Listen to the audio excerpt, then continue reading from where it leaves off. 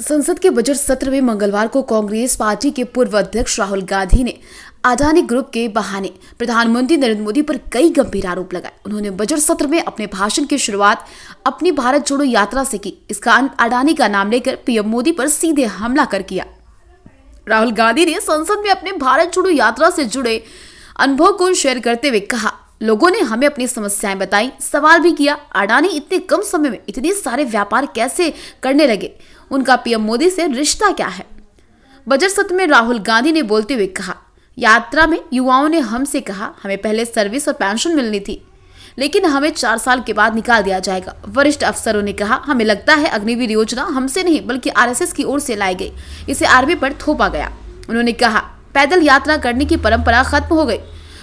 शुरुआत में चलते वक्त हम लोगों की आवाज सुन रहे थे, मगर हमारे दिल में ये भी था कि हम भी अपनी बात रखें। हमने हजारों लोगों की बात की, उनकी बात सुनी, महिलाओं से भी बात की, बुजुर्गों से भी बात की। इस प्रकार से यात्रा हमसे बात करने लगी।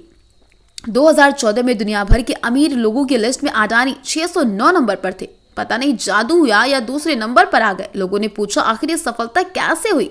उनका भारत के पीएम के साथ क्या रिश्ता है? मैं बताता हूँ, ये रिश्ता काफी साल पहले शुरू हुआ था, जब नरेंद्र मोदी सीएम थे।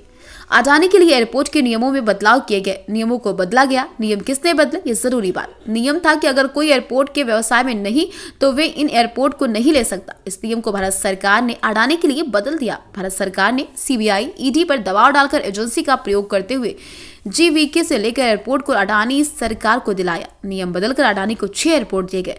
मैं इसके सबूत भी दे सकता हूँ। ड्रोन सेक्टर में भी अडानी का कोई अनुभव नहीं था।